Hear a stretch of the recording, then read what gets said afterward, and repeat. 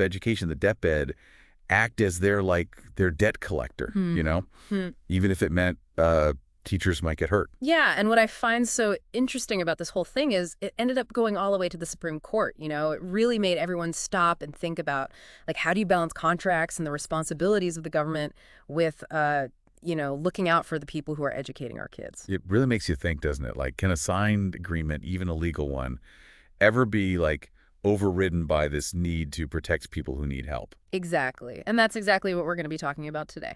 So let's dive right in, shall we? Sounds good to me. Okay, so this case, it's officially known as Department of Education versus Rizal Teachers Kilusang Bayan for Credit, Inc. It's a mouthful, I know. Yeah, we'll just call it RTKBCI for short. Makes sense. Okay, so Department of Education versus RTKBCI, and it's recorded as GRNO 2020-97.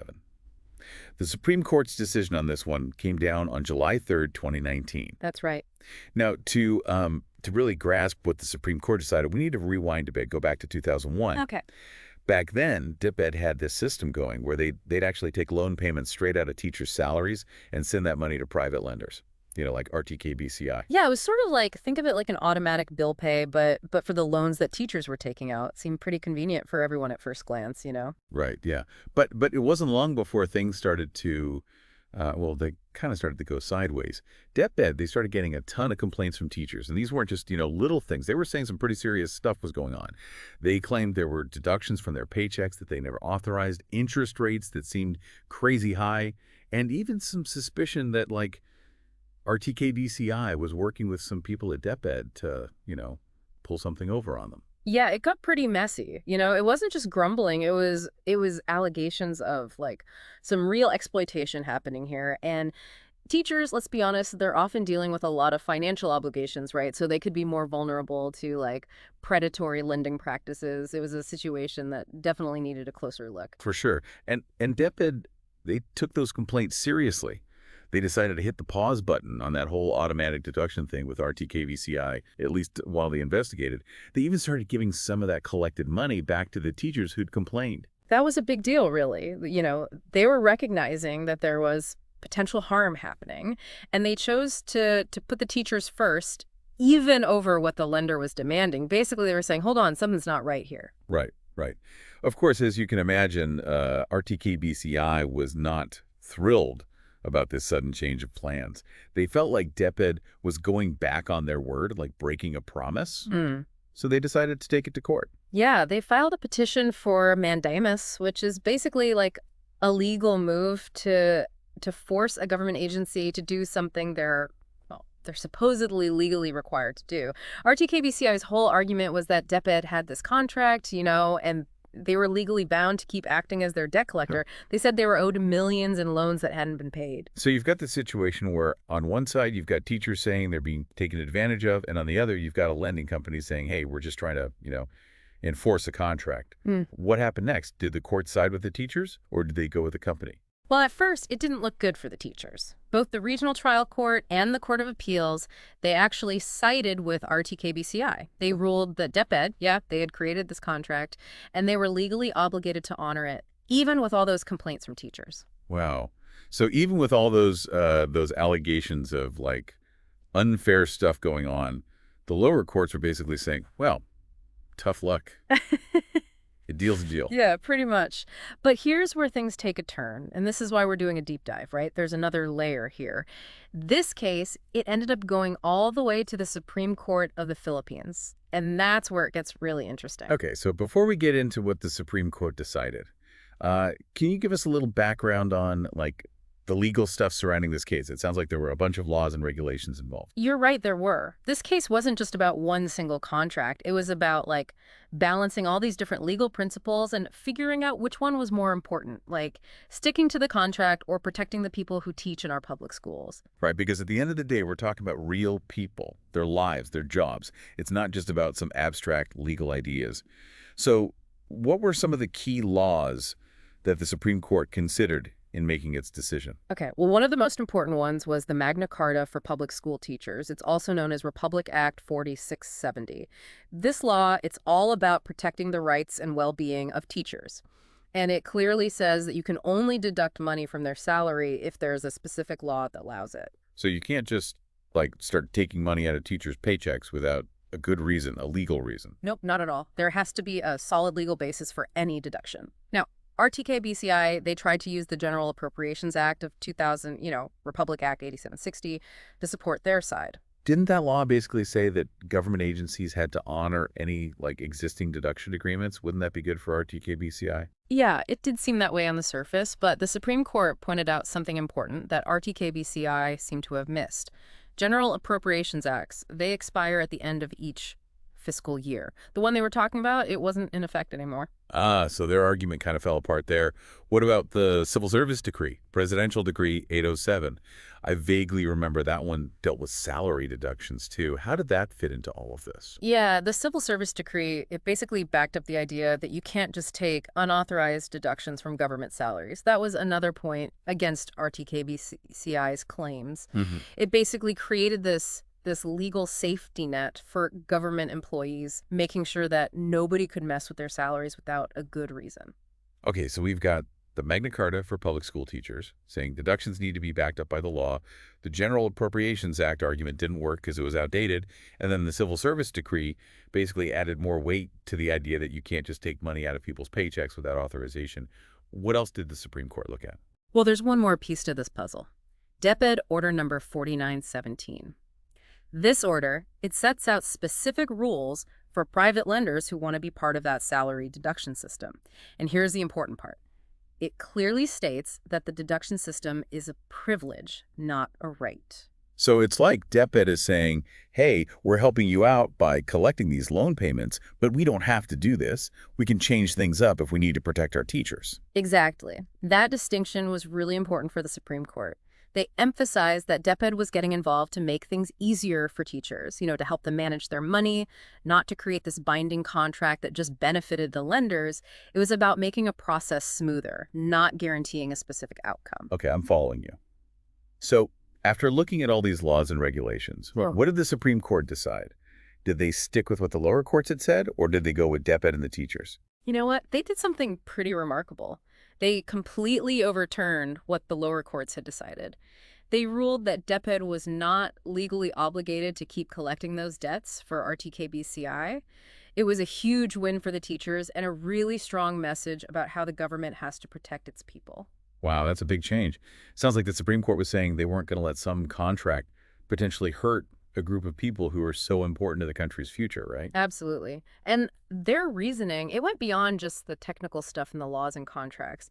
They dug into some really profound legal doctrines that show, like, the ethical side of this whole case. Okay, I'm all ears. Yeah. What were some of those deeper reasons behind the Supreme Court's decision? One of the strongest arguments they used was based on the doctrine of parens patriae. Wait, parens patriae, that rings a bell. Doesn't that mean, like, parent of the nation or something? You got it. And legally speaking, it means that the government has this basic duty to protect people who can't protect themselves. In this case, the Supreme Court saw the teachers as needing that protection. So even if there was a contract, the Supreme Court was saying that the government's responsibility to protect teachers was more important. That's a powerful statement. It is. They pointed out that education is a fundamental human right and a top national priority in the Philippines. Anything that could hurt teachers or their ability to do their jobs well, it could mess up the whole education system. And that could affect the future of the country, It's like the Supreme Court was drawing a line saying, you can't turn our teachers into, like, collateral damage just to make money. That's a great way to put it. They recognized that DepEd's main job was to look after teachers and make sure the education system works properly, not to be a debt collector for businesses. This case really raises some big questions about, like, the role of government, the power of contracts, and the ethical stuff we have to consider when dealing with each other. What are your thoughts on all this? I agree. It's one of those cases that makes you think, We often think of contracts as being set in stone, but this one shows that sometimes there are bigger things to consider, things that are important for society as a whole, ethical things. And those things, they can be more important than just sticking to the letter of a contract. I bet our listeners are already forming their own opinions about this one. It's definitely a case that gets people talking. It sure is. And we want to hear from you. What do you think about what the Supreme Court decided? Do you agree with their reasoning? Head over to the comments section and tell us. And while you're at it, hit that subscribe button so you don't miss our next deep dive. We've got plenty more to explore together. This case really shows you how, like, different parts of the law can sometimes clash. You've got contract law, which is all about, keeping promises and agreements, and then you've got this idea of parens patria, where the government steps in to protect people, even if it means, like, tossing a contract aside. Yeah, it's like this legal tug of war, with teachers caught in the middle. Right. And it's not just about these like big legal ideas. It's about real people and their lives. Think about it. You're a teacher. You're already dealing with tough working conditions, maybe struggling to, make ends meet, and then suddenly a chunk of your salary is gone. That could be devastating. No kidding. It really makes you think that, like, the law should be there to help people, not the other way around. Absolutely. The law should be about fairness, not taking advantage of people who are already in a tough spot. And I think that's what the Supreme Court recognized here. They were like, we're not going to let teachers be treated unfairly, even if a contract says something different. It's like they were saying to the lenders, you can't just use contracts as a shield when you're doing something wrong. You have to think about, you know, being ethical and treating people fairly. Right, exactly.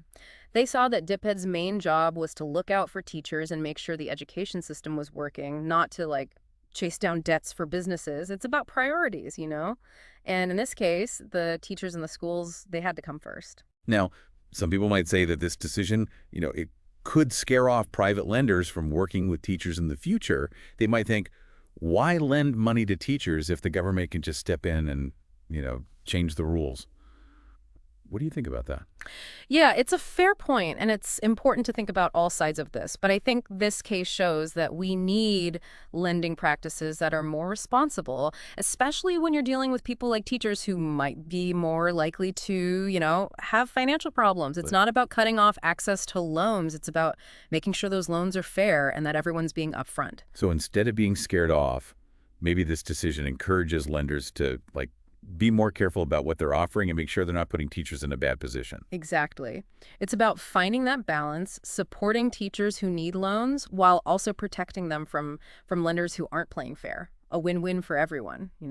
It makes you wonder how this whole thing might change things in the future, like the rules around lending to teachers. Do you think we'll see stricter rules or maybe some new guidelines? It's definitely possible. This case really put the spotlight on teacher debt, and it might push lawmakers to take another look at how to protect teachers from, unfair loans.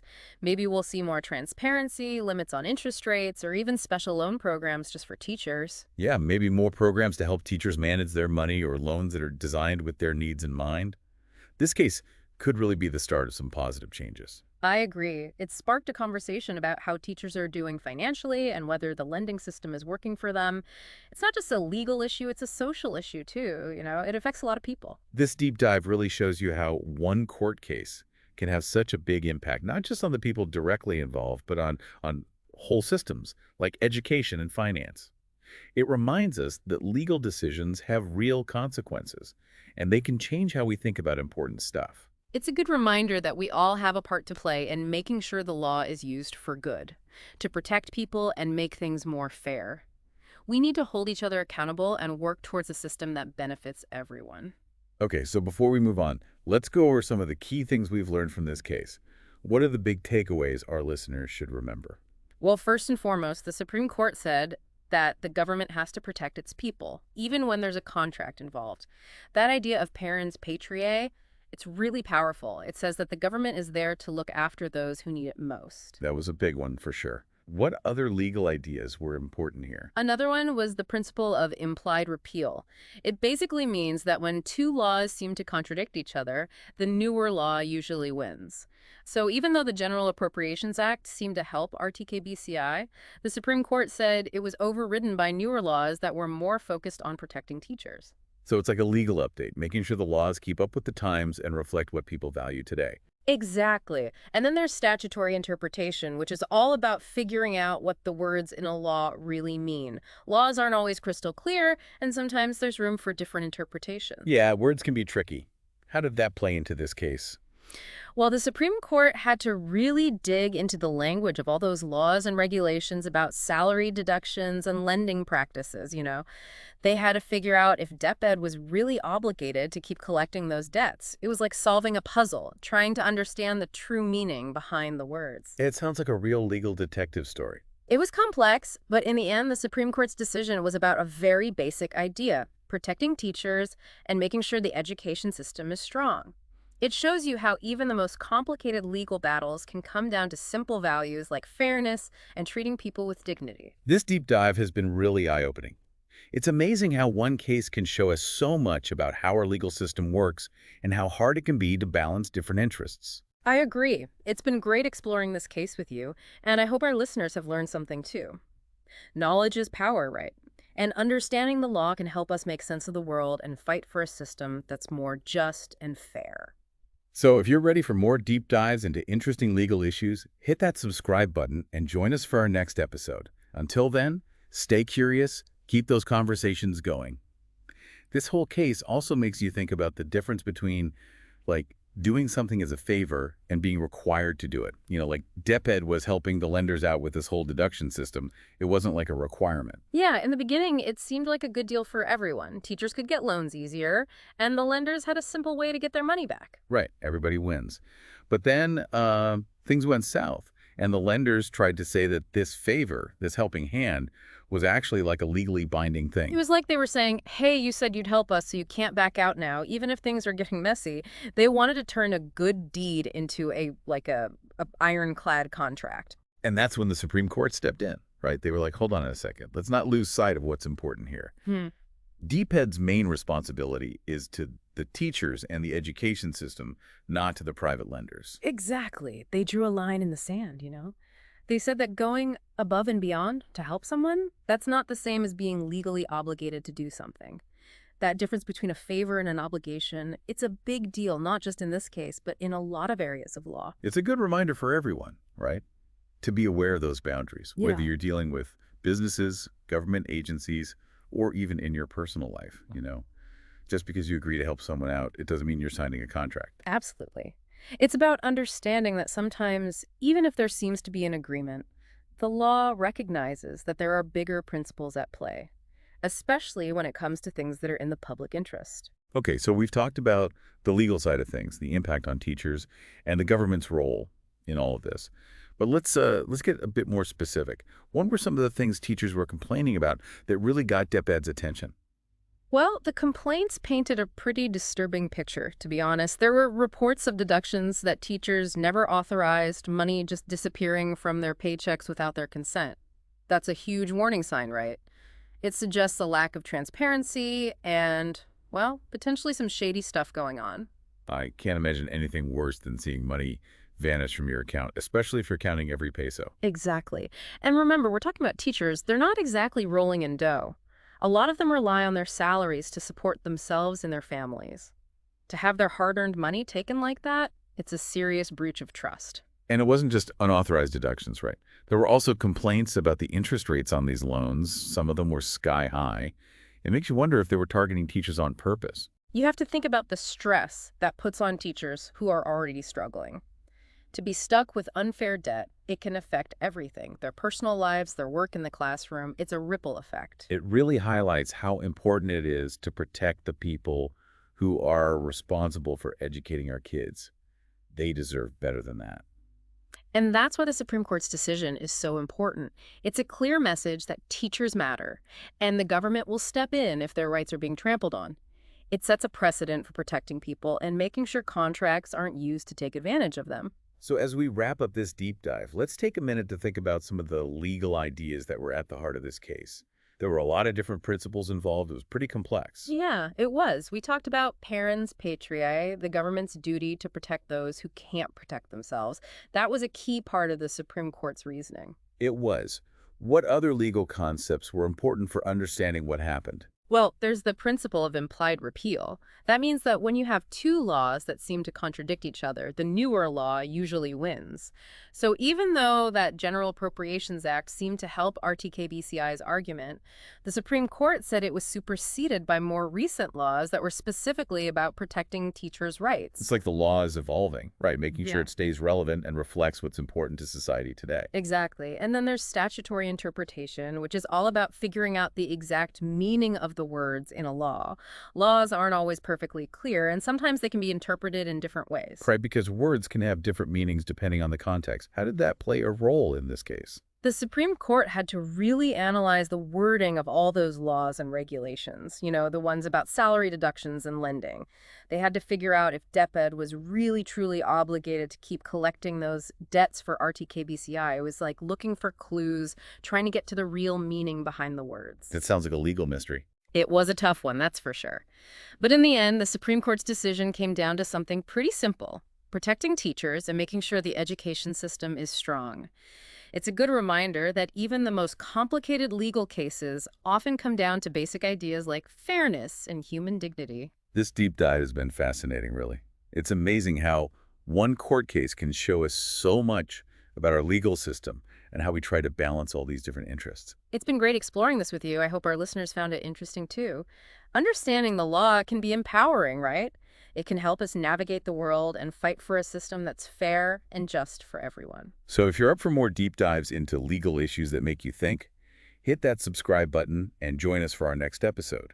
Until then, stay curious and keep those conversations going.